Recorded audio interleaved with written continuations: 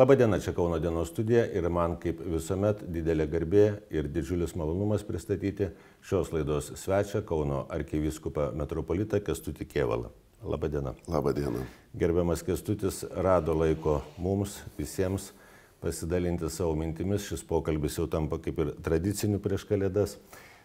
Neseniai pats iš ligos patalo pakilęs visas reikaluose, 11 vakarienių per kelias dienas teko spaudoje skaityti. Kaip jūs pats išgyvenate šią prieššventinę sumaištį? Na, tiesą sakant, mokausi gyventi, nes turi žiūrėti ir savo galimybių ir taip pat, aišku, tų reikmių, kurios pareigos kviečia daryti. Ir man labai smagu, kad žmonės kviečia, kad tiek daug visko vyksta, tikrai labai džiaugiuosi bendrystė, atrodo atsigavimas po pandemijos to viso štiliaus, kai mes vieni kitų bijojom. Šiandien tiek daug gražių dalykų vyksta, kad norėtųsi kartais net viešinti. Ar jūs žinot, brangieji, kiek mūsų gražių žmonių turime įvykių, kiek mes įvairiausių renginių gražių galime patirti. Tai ir mokyklose, ir įstaigose teko būti įvairiuose susitikimuose. Tai man šis laikas džiugina tų bendryšių ne tiek gausumu, kiek egzistavimo, kad mes Lietuvoje turime kultūrą, kuri veda mus į šeimos nuotaiką, į tokį, sakyčiau, solidarumą, kuris labai svarbus visuomenės valstybės gyvenime. Bendrystėje ir šeimos padidintas toksai modelis, galima sakyti. Ir man taip smagu jūsų klausyti, kaip dažniausiai viešoje erdvėje žmogus pirmiausia, kažkokios bėdos, problemos, o pas jūs kaip tik džiaugsmas, kiek daug gero aplinkui mus. Tik tai jeigu išeini iš savo to kiauto, vadinkime, ar nepabijai iš saugių namų rėmų išeiti, ar ne? Taip, aš labai džiaugiuosi, kad Kalėdos tampa proga žmonėms susitikti. Ar ten to tikėjimo aspekto daugiau ar mažiau, bet bendras toks supratimas, kad mums reiktų stabtelti prieš tas šventes, vieni kitiems padėkoti, pabūti. Ir man tas labai džiugina, kadangi visgi ta kultūra susitikimo, jinai paskui persiduoda bendrai visuomenės nuotaiką. Nes jeigu aš jaučiuosi savo darbo aplinkoje arba savo bičiulių aplinkoje, toks savas, tada mano visai kita asmeninė nuotaika, kitokie santykiai su mano bičiuliais darbuotojais ir aišku, aš einu visai kitoj nuotaikoje ir su, sakytume, tėvynės prasme, nes esu žmogus, kuris socialus. Kitas variantas būtų asocialiu. Tai ta socialėjimo nuotaika visuomenė, jinai daro, manau, kokybinį šuolį, nes paskui tas jaučiasi ir technologijų, ir modernėjimo, ir progreso prasme, bet ir taip pat, aišku, tos vidinės žmogaus kelionės, kad vis dėlto mūsų galutinė prasme ir laimė yra ta bendrystės patirtis ir gebėjimas pastebėti kitą žmogų, kitam žmogui padėkoti, kitą padrasinti. Ir tas augimas, kurį jūs minite, anksčiau su pavydu kažkiek žvelgdome, kad ir į skandinavų šalis, kur bendruomenės ar ne, kur kaiminystė saugi. Pas mus šie dalykai irgi randasi. Buvo laikas, kai buvo toks, ir atšalimas tarsi tarp žmonių ir noras daugiau užsidaryti savo saugiuose namuose, bet žiūrint istoriškai į Lietuvą, tai jinai irgi apie bendrystę buvo, ar ne? Ta senoji smetoninė ir iki smetoninė Lietuva, čia tas sovietmetis tokius mus atšaldė ir negali sakyti, kad lietuvis iš savęs uždaras ir šaltas yra. Ne, šiltas, tik tai tą nedrąsumo labelę reikia pralaužti. Taip, komunistinis laikas iš tikrųjų buvo labai keistas, bandė padaryti bendrystę per jėgą ir nieks nepavyko. Ir atvirkštinis variantas gavo. Visiškai atvirkštinis, žmonės susvetimėjo. Ir tas fenomenas tikrai buvo jaučiamas ilgą laiką net po nepriklausomybės atgavimo, kad mes tarsi nelabai pasitikim vieni kitais. Dabar aš matau tam tikrą lūžį, ypač jaunų žmonių aplinkoje, kadangi jie nematė to ir tiesą sakant, jie jau kitos eros žmonės yra ir matome naują veidą tos pačios Lietuvos, kuri buvo taip pat prieš karą, nes kai pasižiūri, pavyzdžiui, kad ir į Kauno klestėjimą tuos 20 metų, kas čia įvyko, čia neįtikėtinas proveržis, čia viso miesto statyba. Tai kas tie 20 mečiai yra, mes žinom, kaip jie greitai eina. O šiandien mes didžiuojamės Art Deco architektūrą, įtraukta į UNESCO sąrašą, tai kalba apie tai, kad buvo nepaprastai graži energija, sakytume, žmonių širdyse, bendrystė, nes vienas to nepadarysi. Tai kažkokia buvo kokybė žmonių santykiuose, kad tokį rezultatą, kaip šiandien mes matome Kaune, buvo galima padaryti. Tai manau, kad jis šiandien po truputį, bet jau tikrai pradeda matytis ir šiandienos nepriklausomai Lietuvoje. Ir ta bendrystė yra apie dalinimąsi, kad žmogus dalinasi su savo bendruomenė, su savo miestu. Ir aš pats būdavau tas, kur anksčiau vis pabėdavodavau, kad per mažai to dalinimosi iš žmonių, verslininkų, iš daugiau uždirbusių, pasiekusių. Bet dabar vis daugiau pavyzdžių girdžiu, kai žmonės sako, aš jau uždirbau, aš noriu duoti Lietuvai, savo šaliai, aš jai esu skolingas kažkuria tai prasme. Tai tas pokytis iš ties visuomenėje apie tą bendrą mūsų nuotaiką, nusiteikimą, požiūrį kinta, ko gero galima sakyti. Manau, kad tikrai taip, labai tiksliai pasakyta. Man tenka ir pramonininkų asociacijos susitikime būti ir su verslininkais ir užklausiama tokių klausimų, kuo galima būtų prisidėti, padėti, nes įvairiausių, aišku, girdi iniciatyvų bažnyčia turi dėl vargšų globos, dėl vaikų priežiūros, dienos centrai, kuo galėtume padėti. Tai jau aiškiai klausimas iš to bendro gėrio rūpesčio. Nes man svarbu ir aš atpažįstu, kad jeigu aš prisidėsiu prie bendro gėrio, mes visi tada kylame. Ne kaip tam prieplauko, jeigu vanduo kyla, tai visi laiveliai kyla taip pat į viršų. Bet ir bažnyčios vaidmo, ko gero, kažkiek keičiasi. Bažnyčia visuomet buvo už dalinimąsi, už bendrystę, ar ne, bet man bent toks įspūdis, kad labiau, nežinau, ar tinkamas pasakymas, pasaulietinė bažnyčia daugiau to irgi tokio atviro, drąsesnio bendravimo yra iš bažnyčios pusės. Na taip, iš tikrųjų, tai mes buvome įsigandę per tą sovietmetį, nes visgi buvo varoma bažnyčios žmonės į zakrastijas, kaip čia pasakius, kad nebūtų jokio viešos reiškimosi ir tas skelbimas tikėjimo tarsi buvo pavojingas. Aišku, mes matome pavyzdžius tų drąsių disidentų, kurie nežiūrint nieko darė kaip tikėjo ir jie buvo teisūs, per jų tą drąsą ir Lietuva laimėjo. Bet šiandien turime visas galimybės veikti atvirai ir būti svarbia visuomenės sudėtinė dalimi. Ir tas mums taip pat duoda tokį impulsą nebijoti, tos krikščionybės parodyti gražiausią veidą, o iš tikrųjų esmę. Nes ką reiškia tas mylėk artimą ir ką reiškia kalėdos, kad tu turi įkūnyti tą meilę, ką tu kalbi. Nes jeigu tu tik tai kalbi, tai oras tai yra. Taip, virpinantis garsus tigas teisingai. Oras. Gerai, gal ką paskatina, padrasina, bet būk pirmas ir daryk tada ką nors. Pavyzdžių savo. Taip. Tai bažnyčia laiko tai savo esminę misiją. Popiežius Pranciškus labai dažnai tą pabrėžia, kad nepamirškit vargšų, nes pagal tai yra pamatuojama visa visuomenės kokybė, kaip man pasiseka žiūrėti tuos žmonės, kurie labiausiai reikalingi pagalbos. Ir jeigu jau visuomenė yra pajėgi matyti tuos žmonės ir jiem padėti, viskas, mes jau esam kitoj kokybiniai, sakytume, dalykų, kur visuomenė mato, kad vis dėlto jinai yra visa šeima, kad yra bendras toks, sakytume, audinys, kūnas, kur jeigu padėta ir vargšui, visiems gerai išeina, nes tas žmogus, kartais būna, kad tiesiog didelių nesėkmių patyręs atsidūrė už to užribio, kaip sakyti, bet jeigu jis yra vėl įtrauktas, jam gerai, kad jam padėta, bet tas, kuris padeda ir jam gerai, nes jis dovanodamas pats gauni. Taip, ir tas įdomus fenomenas, kad tu kaip duodi, gauni. Ir kitą kartą daugiau atrodo, gauni duodamas, negu kad pats imdamas. Ir šitą pastebiu ne vieną kartą, kai žmonės dėkoja, kad sako, ačiū už galimybę mums dalyvauti, dalintis, duoti. Nes sako, mes daugiau gaunam. Kas tas daugiau? Iš tikrųjų yra kartais neapibrėžiama. Taip, toks biški slėpinys, paslaptis. Bet aišku, kad gauna tokį, sakytume, pasitenkinimą, kad aš padariau gerą, kad tai yra teisinga, ką darau. Ir aišku, žmogus gauna tokį ramybę, džiaugsmą, kad aš prisidėjau prie savo tėvynės kūrimo. Bet mūsų gyvenime daug tokių žodžiais sunkiau gal apibrėžiamų, bet širdimi jaučiamų dalykų.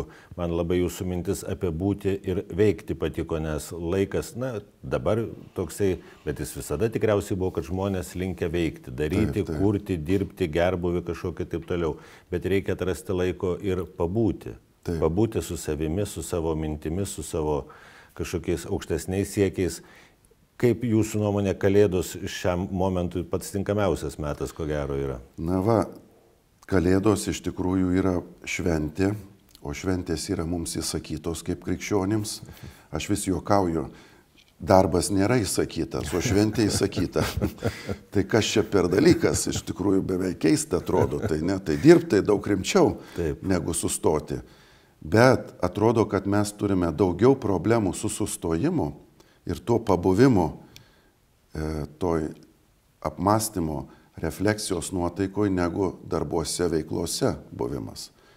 Todėl šventės yra pirmiausia labai gera proga stabtelti pačiam su savim, bet taip pat pabūti su savo brangiausiu ratu, šeima. Nes šeimos narai dažniausiai būna, buitinio bendravimo lygmenį.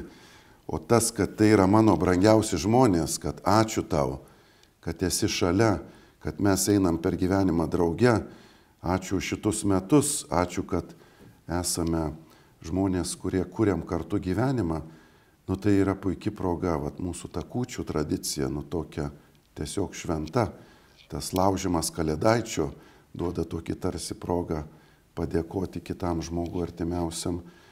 Ir aišku, sustoti. Tas sustojimas jis yra ir fizinė prasme mums labai svarbus, bet ir tokia psichologinė. Nes jeigu žmogus visada tik tai bėga, jis praranda gebėjimą reflektuoti gyvenimą. O berods Sokratas yra pasakęs, neapmąstytas gyvenimas nevertas gyventi. Reiškia, tu kažkokią labai svarbią esminę dalį prarandi to gyvenimo.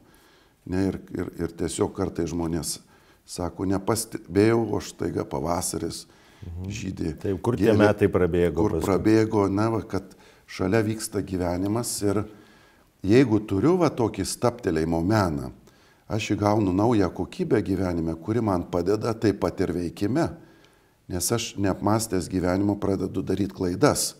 Ir užsivelia toksai, sakytume, klaidų ratas, kur jas reikia aišku taisyti, tada reikia dar daugiau veikti. Ir toks užburtas ratas pasidaro. Voverė rate žmogus sukasi, bet tas sustojimas kitą kartą gąsdina galbūt. Žmogus bijo stabtelti, nes žino, kad tuomet apniks įvairios mintis, su mintimis kyla ir įvairūs klausimai apie egzistencijos prasme, gyvenimo prasme ar ne. Tai tas veikimas tarsi ir padeda pabėgti. Mes bėgame patys nuo savęs, nuo savo minčių, nuo tų klausimų.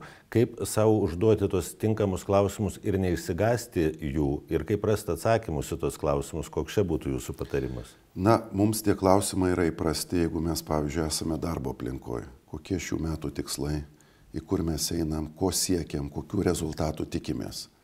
Tai kiekvienoj darbovietėje yra tiesiog, kaip čia pasakius, kietas diskas. Šitie klausimai tai labai įprasta. Bet čia turėtume turbūt mokintis tų pačių klausimų užduoti ir apie patį gyvenimą. Koks mano gyvenimo tikslas? Ko siekiu? Ką galvoju, kas yra prasmė gyvenimo? Ir kokiu noriu būti žmogumi, sakytume, po 5-10 metų. Vis tiek turiu turėti kažkokią mane kreipiančią programą, mane kreipiančius tikslus. Nes jeigu aš neturiu tikslų, tai iš tikrųjų nežinau, kur einu.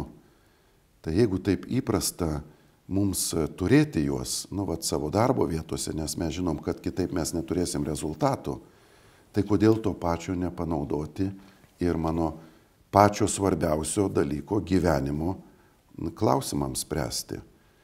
Užduoti klausimą apie prasmę, apie mano gyvenimo kryptį, iš tikrųjų, galbūt net sakyčiau, save gydyti, stiprinti, o dar daugiau man duoti didžiausią dovaną, kuri nudažo mano gyvenimo nuotaiką.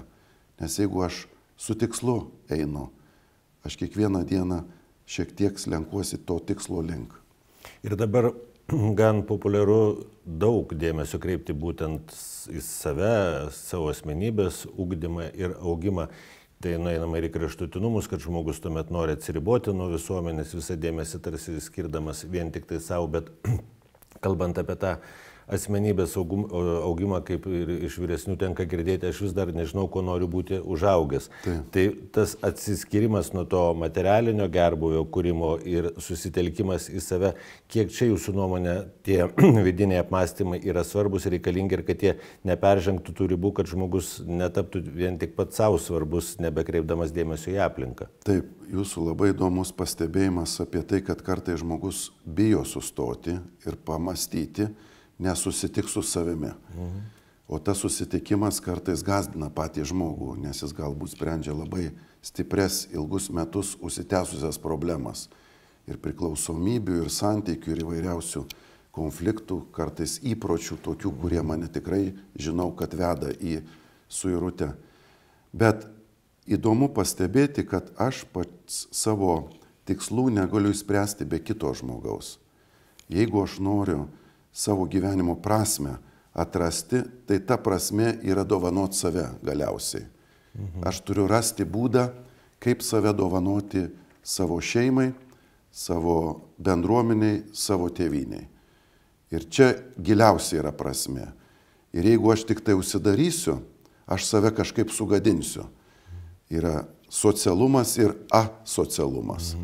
Ir mes visi žinom, kad užsisklendimas žmogų daro dažnai netgi keista, o jam pačiam netgi nesveika būti vienatvėje užsidarusiam, net ta medikai kalba, kad žmogus ir sunkiau gyja, ir kartais net ligas įsigyja dėl to, kad yra atsiskyręs nuo bendruomenės.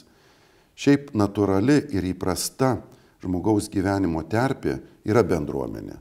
Mes matom tą iš kultūros, iš pasaulio istorijos, pagaliau už mūsų tautos papročių. Visi svarbiausi dalykai šventės yra bendruomenėje, ne po vieną, ne kur atsiskyrus.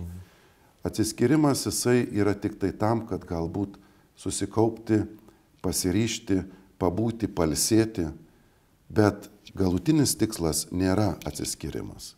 Ir va tas saiko jausmas, kaip ir visame kame, labai svarbus. Taip. Pabūti su savimi sveika, bet neperlenkti lazdos. Taip.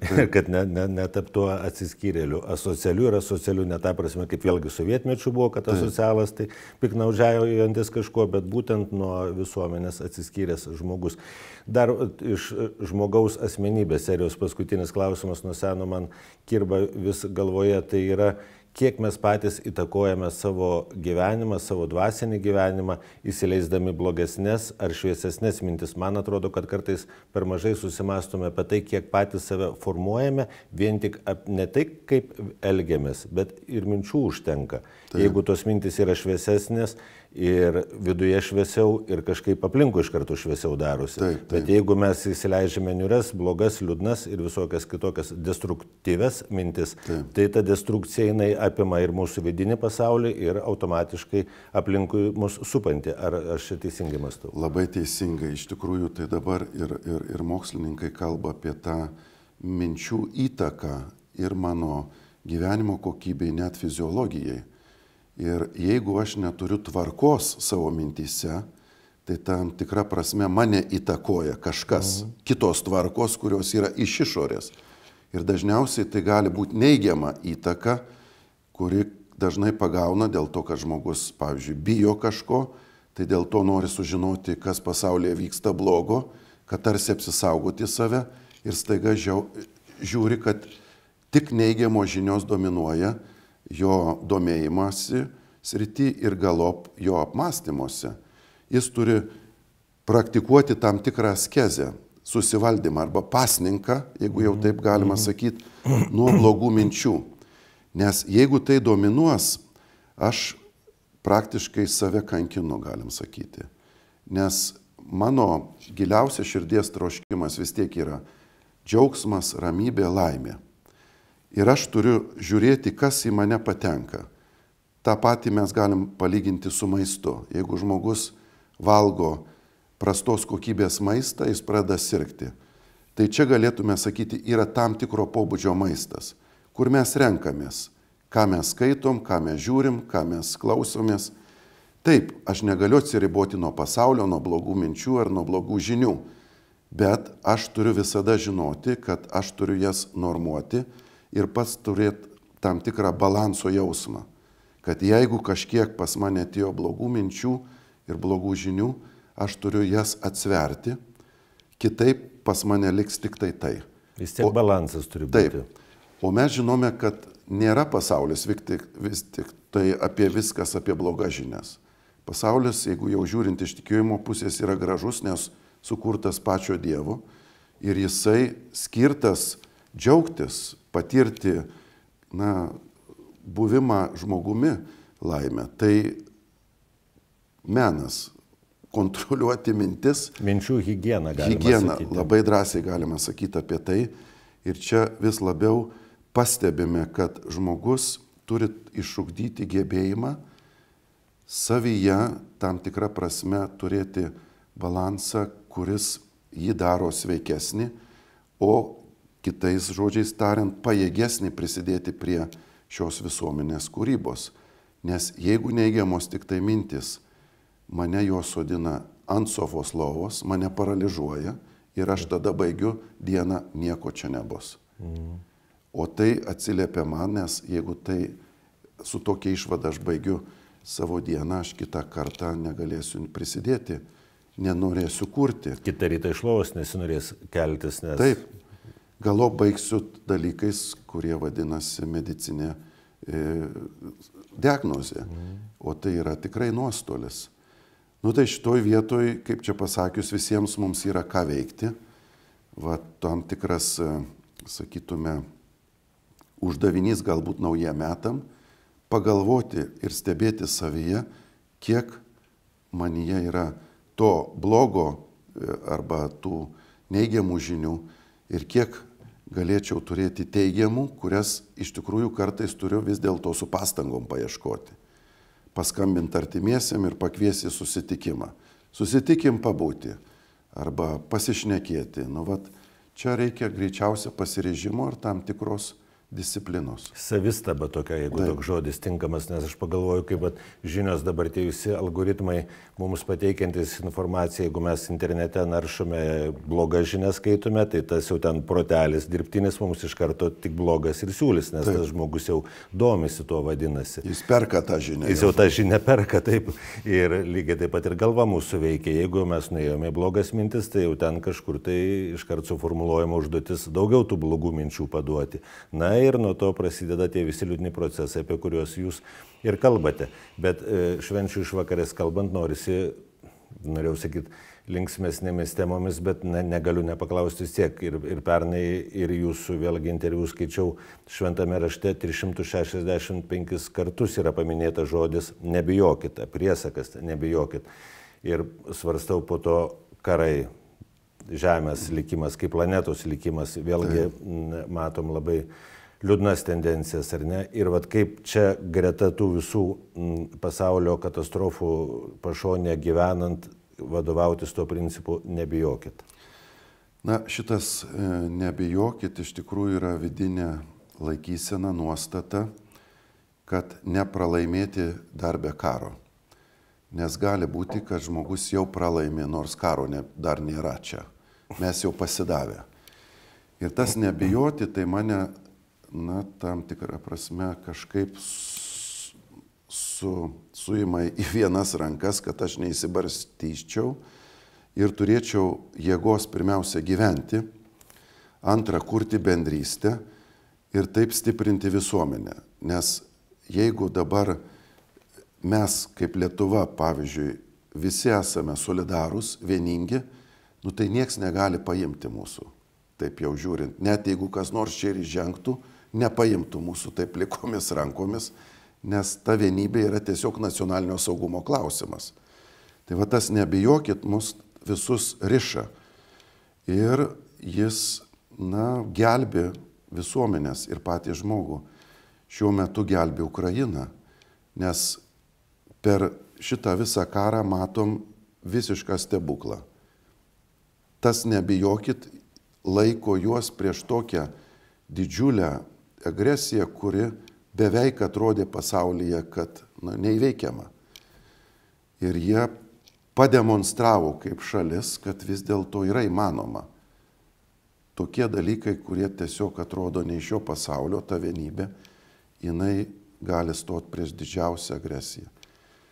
Manau, kad šita nuotaika turėtų būti kažkaip mūsų tėvyniai vis labiau akcentuojama, kad mes kaip kraštas, mažas kraštas, įsilaikysime tik tada, kai būsime vieningi ir nebijantis tų, kurie gali mums pakenkti, nes jeigu tokia nuotaika gyvena visa šalis, jinai turi stebuklą, kokį mes turėjome 90 metais. Mes jau esam tą pabandę. Ir tiesą sakant, Lietuvoje tas dalykas sužypsi per įvairius išbandymus. Juk šitas kraštas, būdamas toks mažas, atsilaikė per tokius išbandymus, žiūrint, pavyzdžiui, carinės Rusijos arba sovietmetis. Tai čia turėjo mūsų nebūti. Seniausiai. Kas tie 3 milijonai, tai kaip ten bebūtų vienas miestas vakarų, didesnis vakarų pasaulio. Ir tai tik didesnis, toli gražu. Taip, ne pats didžiausias. O čia yra ir valstybė sukurta, ir kalba išsaugota. Taip, teisinė sistema. Tai mes tą visą turim. Mums dabar reikia nebijoti išlaikyti to ir padovanoti ir kitiems šaliem pavyzdį, kad yra įmanoma. Bet viso pokalbio metu jūs tarsi prie to ir vedėt apie tą nebijoti gyventi. Taip. Tai kaip nuo kiekvieno iš mūsų minčių, pirmiausia, paskui nuo bendruomenės, bendrystės, iki šalies mastelio mes prieiname. Taip. Su vienu paprastu principu - nebijoti gyventi, nebijoti būti su žmonėmis, nebijoti džiaugtis, galimybę dalintis. Taip, bendrystės įgūdžiai, kurie mano širdyje ugdomi kaip asmeninis apsisprendimas, galėtume sakyti, kuris man padeda atsistoti nuo sofos lovos, išeiti į bendrystę su kitu žmogum ir kurti tą socialumą, kuris pasireiškia vienybę, o vienybė pasireiškia tiesiog nacionaliniu saugumu. Tai viskas yra taip tampriai susiję, kad galiausiai mano širdies apsisprendimas yra mano krašto saugumas. Žinot, gal Rytis Zemkauskas neužpyks, kad pasidalinsiu jo pasakojimu iš sausio 13 įvykius, jis tuo metu buvo prie parlamento ir kas jam labiausiai įsiminė iš tos nakties, kai tankų vikšrai žlegėjo, šaudė ir taip toliau. Jam labiausiai įsiminė nepažįstamo šalia stovėjusio žmogaus ranka, kuri visa tirtėjo, bet jie paėmė vienas kitą už rankos, stovėdami prie parlamento, žmonės vieni kitus pakvietė susimti už rankų, atsitraukti toliau, kad jeigu duštų stiklai, kad nesužeistų. Ir tas paėmimas nepažįstamo žmogaus, kad ir už drebančios rankos. Tai po tiek metų jam yra pats ryškiausias atsiminimas. Tai apie tą pačią bendrystę, petis petin, ar ne? Taip, taip. Ir ta drebanti ranka iš tikrųjų nepaprastai stipri yra, kai jinai vieninga, kai jinai susikibusi. Nes drebam visi mes. Taip. Bet kai paimam vienas kitą, kažkaip lengviau drebėti. Pajuokaujant, nebijok ir aš bijau. Ne, bet kai mes kartu... Kartu, kai bijom, drąsiau kažkaip bijoti. Taigi. Negaliu apie aktualijas nepaklausti popiežiaus deklaraciją dabar dėl to, kad kunigai gali palaiminti neformaliai, vadinkime taip, ar ne, nesantuokoje gyvenančias poras, ar vienos lyties poras ir tikinčiųjų tarpe, skaičiau, pats sukėlė tokių, įvairių, vadinkime, minčių. Kaip jūs traktuojate šitą ir jūsų tiesiog išaiškinimas žmonėms, kaip čia yra bažnyčios pozicija? Taip, pats dokumentas, jeigu žiūrint iš šono, kalbantis apie palaiminimus, tarsi nieko naujo. Visą tai bažnyčia darė ilgus amžius ir palaiminimas žmogaus kito, spontaninis palaiminimas, nežiūrint kokia jo yra situacija, tai yra įprasta bažnyčios praktika. Šito dokumento galbūt tik tai sukelta diskusija yra, ką mes turime omeny, kai mes porą laiminame ir gyvenančią būtent toj vadinamoj nereguliarioj sąjungoj. Ir čia kyla truputėlį nuomonių skirtumas, kasgi turim tą omenyje.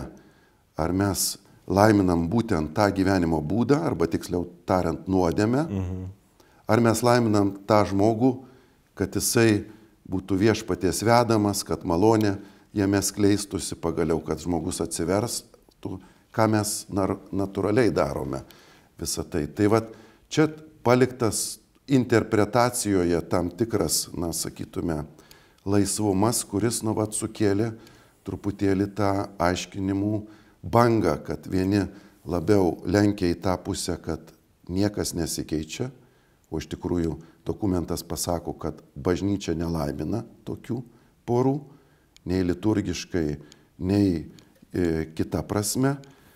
Iš kitos pusės atidaro tam tikrą interpretaciją, kad, nu ką, jeigu laiminama pora, tai laiminamas tarsi tas gyvenimas, kuris yra tenai. Gyvenimo būdas. Gyvenimo būdas, nors pats Vatikano dokumentas šiek tiek anksčiau pasirodęs, kalbam, kad mes nuodėmės nelaiminam. Tai šiuo metu, manau, vyksta tos diskusijos, kurios yra natūralios ir teisingos, įsidistiliuos, manau, interpretacijos aiškinimas, kuris, nu, yra tas pagrindinis ir aiškumas bus tikrai didesnis.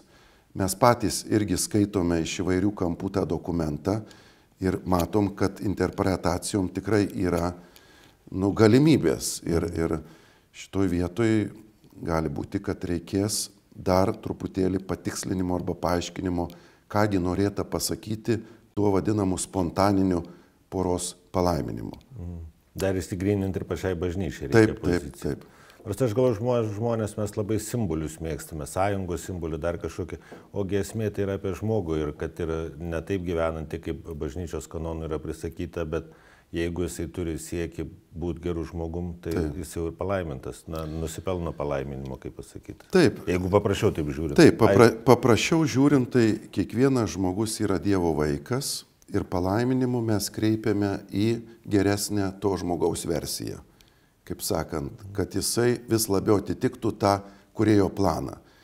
Tai apie tokį palaiminimą tikrai šneka šitas dokumentas ir taip yra suprantama daugumos žmonių. Ir šiaip labai toks, sakytume, simpatiškas troškimas, kad visiems žmonėms atidaryti vadinamą Dievo malonės plyšį, kaip spaudos atstovas Vatikane paminėjo. Tai tas malonės plyšys visiems tinka. Kaip jis begyventų, tas žmogus vis tiek paskatinamas eiti į šventumą, į viešpaties nurodytą geriausią žmogaus gyvenimo versiją, tai tokiam palaiminimu nieks negali prieštarauti. Visada tas palaiminimas toksai buvo. Dabar kaip tas atrodo poros atžvilgiu, čia va jau truputėlį, nu, sukelia tam tikrą interpretacijų įvairovę, bet manau, kad tas vis tiek bus patikslinta ateinančiom savaitė, mėnesiais ir bažnyčia turės. Vis tiek laiminamas ne tas gyvenimo būdas, bet pats žmogus, man atrodo, tai ką jūs ir sakote, o visi mes klumpame, visi klystame ir iš tikrųjų taip yra, bet tik tai priklauso nuo to, kurią kryptį visgi klupdami renkamės, ką jūs ir kalbėjote, ar į tą šviesesnę pusę einame, ar į tą blogąją. Taip, žmogaus starto aikštelė galbūt nėra šiuo metu mums, nu, vat, ta, kuri galėtų būti priimtina, na, jau pagal tą krikščionišką mintį. Bet palaiminimas teikiamas tam, kad žmogus tobulėtų ir eitų į priekį ir galbūt taptų žmogumi pagal viešpaties širdį. Nes jeigu atstumsi žmogų, tai tada jau tikrai sunku tikėtis, kad jisai pasirinks tą šviesesnėje pusę, ar ne? Taip, čia atrodo popiežiaus mintis yra šitame dokumente.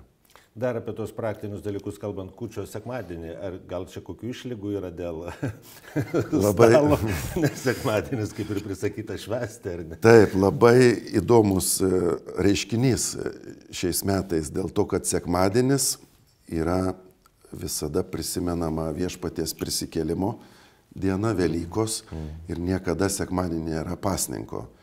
Na jau nebent jau ten labai kažkokia būtų išskirtinė bažnyčios nuoroda. Bet šiais metais kūčios sutampa su sekmadieniu, kas įprastai yra pasninko diena. Kūčių valgiai, kūčių stalas, jisai primena be mėsos, be šitų kiaušinių. Aišku, čia tik tai mūsų Lietuvos, Lenkijos daugiau tradicija, pasaulyje nėra taip griežta. Man labai būtų simpatiška padrąsinti žmonės vis tiek laikytis tų kūčių tradicijų, kurios tokios brangios mūsų tautoje, ir tai reiškia, kad susilaikome nuo mėsiškų valgių ir tą stalą pasninkišką gerbėme kaip įprasta, net ir sekmadienį, nes vis dėlto šita diena yra brangi, nes reta. Aišku, jeigu jau taip žiūrint techniškai, tai sekmadienį gali būti ir be pasninko. Na tai žmonės turbūt rinksis, tikiuosi, kad kūčią švęs ir tradiciją kūčių laikys. Aš beveik norėčiau ir padrąsinti tą, bet jeigu kas nors ir suvalgys mėsos gabalėlį, atrodo, kad nieko neatsitiks sekmadienio proga. Šiais metais galima. Taip išeina. Bet to pasninko, man atrodo, vėlgi grįžtant prie jūsų išsakytų minčių, norisi palinkėti ir kalėdų stalui, ir tiesioginė, ir perkeltinė prasme, nes, kai tampa visiškai vartojimo švente, to nenormalaus jau vartojimo, kai žmonės kur tą maistą dėt, paskui savaitę laiko valgyme, parduotuvės kiaurą savaitę ir dar ilgiau yra pergrūstos vėlgi perkančių, vežimus vežančių, dovanų paskutinę minutę ieškančių, nervingų, piktų. Ne apie tai to šventės, viskas gerai su tom dovanom, bet ta dovana šiais laikais, kuo tu čia ką nustebinsi? Teisingai. Paprastais dalykais, mandarinas, saldainis vos, ne, ar ne? Taip. Ir apie bendrystę, ir kokia gali būti bendrystė, ir kokios šviesios mintis, kai tavo pilvas sprogsta jau nuo gausaus kalėdų stalo. Tai va to pasninko gerąją prasme, sveikąją prasme, kad liktų erdvės mintim, šilumai, tarpusavio santykiams, ko gero norisi palinkėti. Taip, iš tikrųjų pasninko esmė tai susilaikymas nuo pertekliaus ir bandymas, sakytume, išplėšti laiko iš to gausybės mūsų užsiėmimų ir veiklų pačiam brangiausiam dalykui, tai šeimos santykiui, mano artimiausiams žmonėms, pagaliau padovanoti laiko. Ir suvaldyti save ir dovanoti laiką kitam, greičiausia yra didžioji pasninko šiandien prasmė, ne tiek apie maistą galbūt net. Aišku, maistas mums padeda priminimu, bet jeigu aš galiu padovanoti laiko kitam, pabūti, greičiausia supratau pačią esmingiausią kalėdų žinią. Dovanok save kitam žmogui, nes pats Dievas dovanojo save žmonijai. Ačiū Jums labai, kaip visuomet, šilta ir malonu su Jumis bendrauti. Dėkui žiūrėjusiems, čia buvo Kauno dienos studija, linksmų švenčių ir iki pasimatymo.